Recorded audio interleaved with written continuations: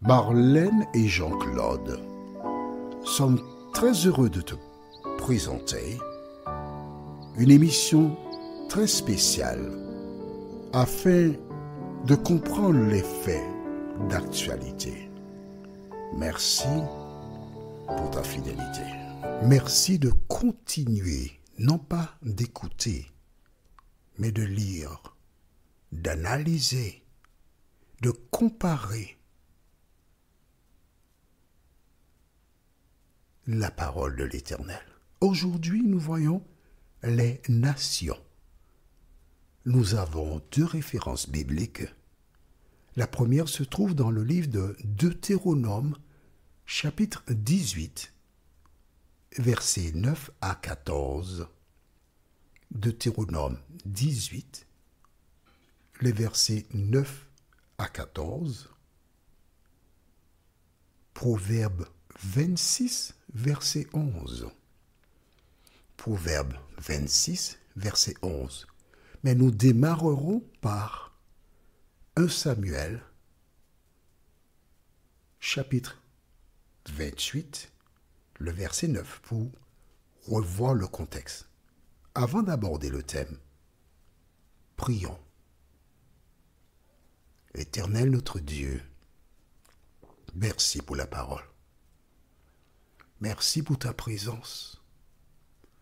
Merci pour tes promesses. Merci pour les solutions que nous avons. Cet esprit, une fois de plus, vient nous éclairer, nous conduire dans toute la vérité. Cette grâce, nous te la demandons au nom de Jésus et pour ta gloire éternelle. Amen. Rappelle-toi, nous allons dans le livre de 1 Samuel, chapitre 28, verset 9. Saül arriva et dit à cette dame, « Prédis-moi l'avenir. » Question directe. Vois-tu, quand on te pose une question, il faut répondre à la question. Je ne sais pas, je vais voir, je ne sais pas encore, il me faut réfléchir. Non. Les temps sont difficiles. Prédis-moi l'avenir. Et la femme lui répond, sans hésiter à Saül. La femme lui répondit, « Voici, tu sais ce que Saül a fait, comment il a retranché du pays ceux qui évoquent les morts et ceux qui prédisent l'avenir. Pourquoi donc tends-tu un piège à ma vie pour me faire mourir? Pourquoi tu veux qu'on me tue? C'est une chose interdite que tu me demandes là. Pourquoi? Au fait, je profite pour te dire, si tu écoutes l'horoscope tous les jours, avant de poser une action, il est temps que tu réfléchisses. Pourquoi? Eh bien, nous allons découvrir cela sans plus tarder. Saül a fait mettre à mort ces personnes. Pourquoi? Nous allons au livre de Deutéronome, chapitre 18. Deutéronome, chapitre 18. Je refais avec toi la démonstration, d'accord? La Bible débute par le livre de Genèse, suivi de Exode, Lévitique, Nombre, Deutéronome. 5e livre de la Bible. Et nous étudions dans le livre de 1 Samuel, c'est-à-dire Genèse, Exode, Lévitique, Nombre, Deutéronome, 5, 6. Josué, 7, Juges, Ruth et 1 Samuel. 9e livre de la Bible. Donc ce que nous lirons là existe depuis des années avant que Samuel ne vienne en activité. D'accord? Que lisons-nous donc dans Deutéronome 18, versets 9 à 14. Lorsque tu seras entré dans le pays que l'Éternel, ton Dieu, te donne, tu n'apprendras point à imiter les abominations de ces nations-là.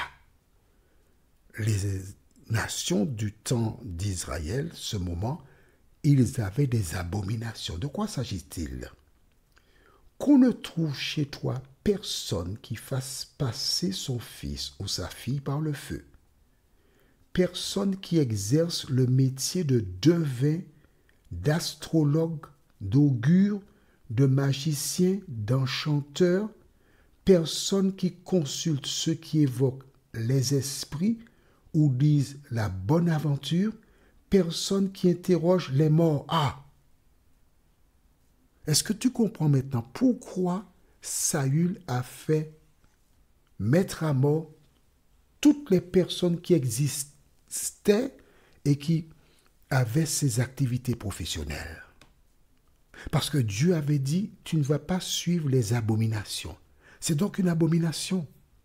Il existe des personnes qui, avant de laisser leur domicile, écoutent l'horoscope. Et si d'aventure on annonce, si vous sortez aujourd'hui, vous avez un accident, la personne appelle le travail et dit, je suis malade, je ne peux pas venir, je suis malade, je veux rembourser. Parce que l'horoscope a dit, si tu sors, tu auras un accident. Et les personnes ont peur. Or, la Bible te dit que ces pratiques, ce sont des abominations. Le diable est tellement fort. Je me rappelle quand j'étais enfant, il y avait des fêtes foraines, fêtes du 14 juillet et compagnie. Il y avait toujours des dames qui disent, laisse-moi voir ta main, je vais te dire ton avenir. Mais le diable n'a pas foi aux yeux. Un jour, j'étais déjà un adulte. J'étais dans une pharmacie. Et il y a une dame, très gentille dame, beau sourire, dit, vous savez, je sais lire l'avenir. Hein. Si vous voulez, vous me donnez votre main, je vous dis ce que l'avenir vous réserve. Je ne vais pas te mentir. Mais non, je ne vais pas te mentir, il faut dire la vérité. Puisque Dieu me voit, Dieu m'entend. J'ai été tenté d'écouter la dame. Mais Dieu n'a pas permis que la dame regarde ma main. J'ai remercié Dieu. Tu sais pourquoi? Parce que ce fut l'occasion pour moi de voir ma position par rapport à la parole de Dieu. De voir comment le diable n'a pas foi aux yeux et il envoie ses agents dans le monde pour tenter de décourager, détourner celles et ceux qui connaissent la parole. Aussi longtemps que tu n'as pas été confronté à ce type de problème, tu ne peux pas dire que tu es fort. Mais voilà donc l'ordre que Dieu avait donné depuis le livre de Deutéronome. Et voici pourquoi Saül avait fait mettre à mort toutes ces personnes. Verset 12. Car quiconque fait ces choses est en abomination à l'Éternel. Et c'est à cause de ces abominations que l'Éternel, ton Dieu, va chasser ces nations devant toi. Tu seras entièrement à l'Éternel, ton Dieu, car ces nations que tu chasseras écoutent les astrologues et les devins, mais à toi, l'Éternel, ton Dieu, ne le permet pas. Amen. Pourquoi? Parce que tu es différent. Et Pierre, Saint Pierre le dit dans 1 Pierre 2, vous, au contraire, vous êtes une nation sainte. Vous n'êtes pas n'importe qui. Les autres nations peuvent avoir des astrologues. Ils peuvent avoir des personnes qui évoquent les morts. Ils peuvent avoir des personnes qui regardent les nuages et posent des questions au serpent. Ils peuvent avoir tout. Mais toi, tu es un enfant de Dieu. Et c'est l'Éternel qui dirige ta vie. Voilà donc pourquoi Saül avait fait mettre à mort toutes ces personnes. Et la femme, le sachant, elle lui dit, mais pourquoi tu veux attenter à ma vie? Toi qui m'écoutes, est-ce que ça t'arrive d'aller voir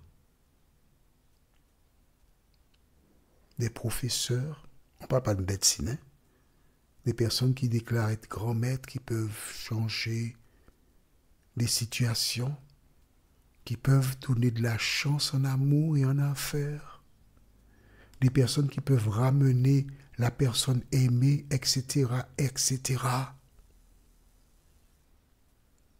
Aujourd'hui, Dieu te dit dans la parole, au livre de Deutéronome 18, versets 9 à 14, que les personnes qui agissent ainsi sont en abomination.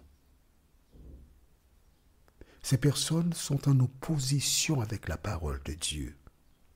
Ces personnes sont des agents du diable. Il ne faut pas avoir peur de le dire. Et à ce titre, si tu es un enfant de Dieu, Tu ne dois pas aller vers ces personnes. Un jour, une dame des Antilles a été sur une autre île, une île anglophone, Sainte-Lucie,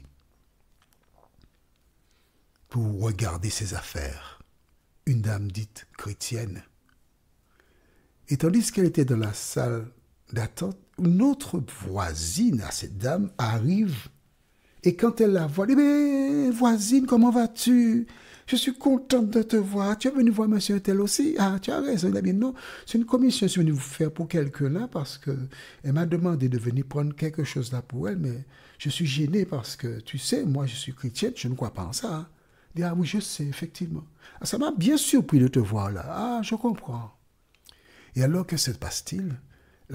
Étant donné qu'elle était arrivée avant la voisine, elle est entrée. Elle est sortie, elles se sont saluées. Et après, la voisine qui est arrivée entre. Et comme c'était pour la première fois qu'elle venait chez ce monsieur en question, le monsieur dit, ah, comment allez-vous? Ça va? Vous venez d'où? Martinique, tel endroit. Vous connaissez madame qui vient de partir? Mais oui, c'est ma voisine. Ah! Eh bien, demandez-lui.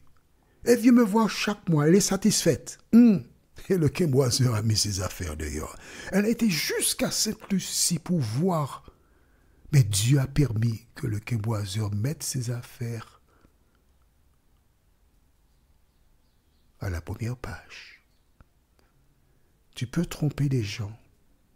Tu peux te rendre dans le secret vers ces personnes. Mais n'oublie pas qu'un jour tu devras comparaître devant l'Éternel. Puisque tu connais la vérité, marche dans la vérité. Notre deuxième référence se trouve au livre de Proverbes, chapitre 26, au verset 11. Que dit cet homme?